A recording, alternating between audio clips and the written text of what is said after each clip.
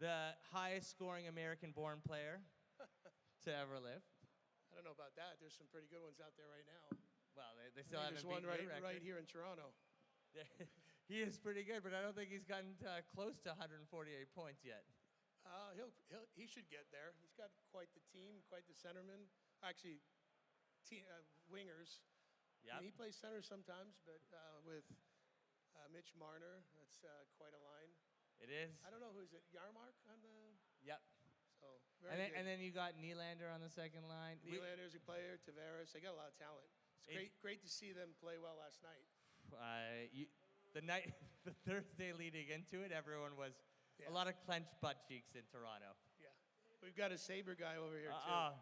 Listen, I mean, you got to get to the dance to play, right? Like, it's tough.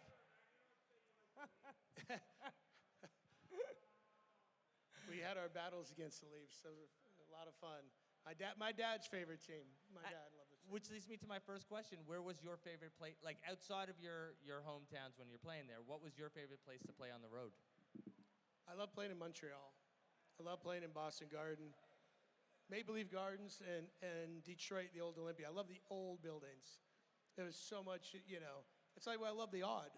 When you've played in Buffalo, I always say you could feel the games because when guys got hit, the partition, the glass would move. If you want to learn the game, sit up high. You want to feel the game, sit down low. And those were great old buildings.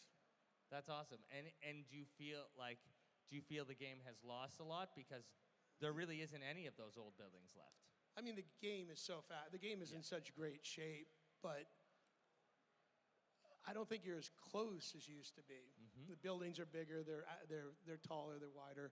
But, the ice is, I guess some of them were smaller. I mean, the odd wasn't official size. They're all 85 by 200 now. But it was just, the atmosphere. Listen, the game is so good. The guys are all so talented right now. It's just generational, right? Yep. But when I was a kid growing up, I was born in St. Louis and left there when I was 7. So they had the Plager brothers and Unger, and then went to Detroit. Detroit has some great teams, but I was a Guy Lafleur fan and a Gilbert Perreault fan. Those were my two idols. So I would follow those guys. I laugh because I was telling the guys back there every morning, I would go get the paper and I would look in the box scores and I'd look for Lafleur or Perreault. That was it. I mean, you couldn't watch the games. Is that why you led with I loved playing it in Montreal first? Yeah. And then I played junior hockey there. So a great story. We played for the Verdun Juniors, which were the junior Canadians. And when I went up there, Eric Taylor brought me there as a 17-year-old. And he was driving around showing me Montreal. And he goes, there's the Forum. And he said, 1969, Rick Martin and Gilbert Perreault, we sold out the Forum for junior hockey. And I said, well, we're going to do that this year. And he started to laugh. He goes, it'll never happen again. I said, Eric, we're going to do it this year. And he goes, it'll never happen again. So this was 83. The Nordiques lost in 3. The Canadians lost in 3. We beat Laval. It was actually Longueuil beat Laval. The head coach was Jacques Lemaire, rookie coach. And I was with Verdun. Pierre Kramer, who's Mike Bossy's brother-in-law, was our coach. We played 3 games in the Montreal Forum, sold it out. Gerard Gallant was my left winger. We scored the first game in double overtime. I passed it, he scored. And they announced about 5 minutes before that in French, something Molson's, and I turned to Jean-Maurice Cool, my line mate, and I said, what did they say? He said, they just sold out a beer. It's the first time in 46 years. People were sitting in the aisleways. So we had 18,000 plus for junior hockey. And I said to Eric Taylor, I told you we were going to, I would have never, ever thought that would happen. That's amazing. It's funny you talked about, so that leads me, you're giving me great segues here. So you talked about ending that game in double overtime with a goal. There's another game you're attached to that you get asked about all the time, the Easter Classic. Yep. Is it still something that people are coming up to you and talking about? That was just the 19th there. 2 days, what was it, 20th today? Yeah. Yeah. The 21st, so 2 days ago, it was his 36-year anniversary, and I still Easter Epic this time of year. It's a lot of fun. I'm 2 o'clock in the morning. I'll never forget, right before that goal, the trainer came and he put a water bottle and he called me. He goes, "Hey, pop, you're going to get one. You're going to pop one in." He put the water, and I feel it. Just then, they started playing music from the Twilight Zone.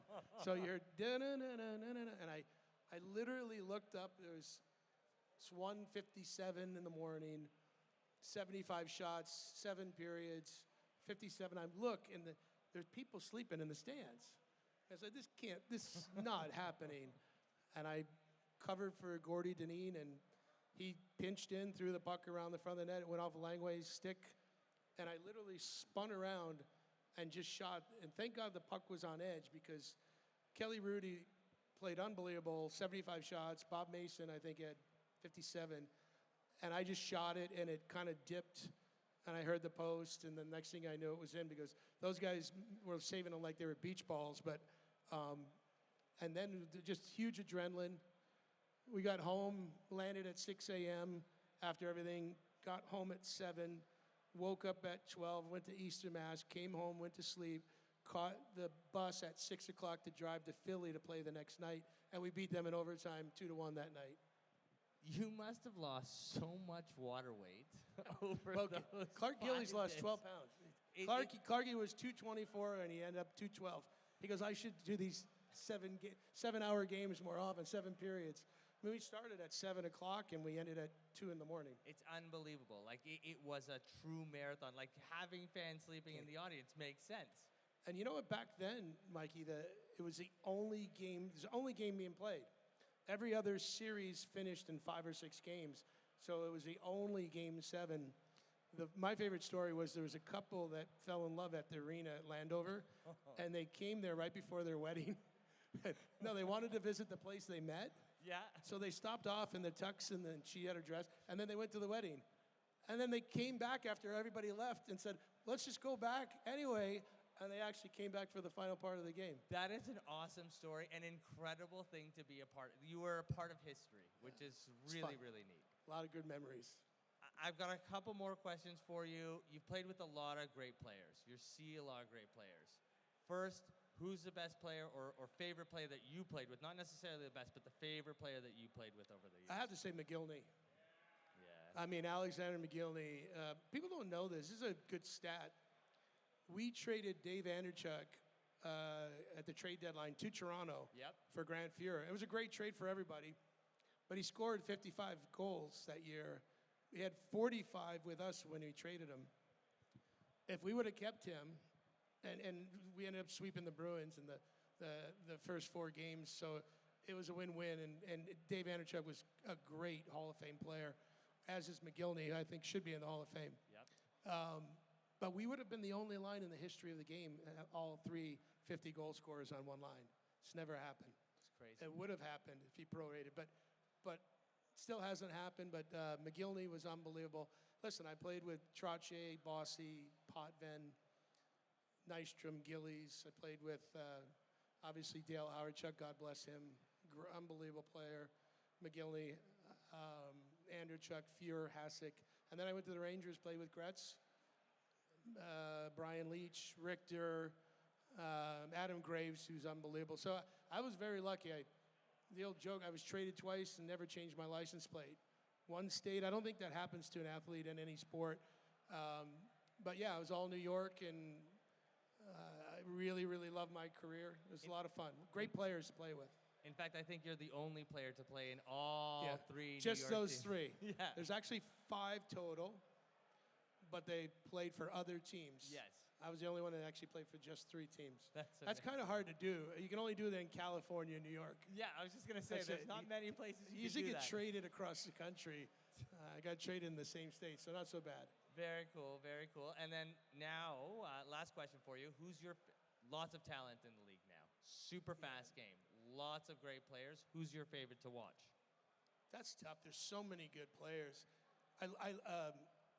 I think watching Nylander, he's really smooth. He's super silky, smart, great hands. Obviously, I say there's like 3 guys that can go Mach speed. And I played against 2, played with 1. It is a great question. Guys that can go as fast as they can skate, and their hands can actually keep up with their feet. So McDavid, Yeah. and I would say McGillney, and probably Pavel Bure. It's a very rare thing to do. Guys usually have really great hands, and maybe they're not Mach speed, but it's rare if you can have guys. So McDavid's obviously fun to watch. I really like watching this young Jack Hughes. Yeah. Reminds me like of American Gretzky. I mean, he's really smooth out there. There's so many good players to watch. Actually, his brother Luke Hughes coming up is going to be a great defenseman. There's just so many great players. The Sabres, Tage Thompson had an amazing year. Hockey's in great shape. The game's never been better. It's really, when they talk about the next 100 years, we're there. I was fortunate to be a part of that first 100 years. The guys coming in today are really, really impressive. Super talented, a lot of fun to watch. That's awesome. And thank you so much for your time. I see the crowd over Gotta get there going. waiting for you. Great to be here. Thanks, Matt, Mike. One of the nicest men I've ever met. Have a great one. Thank you.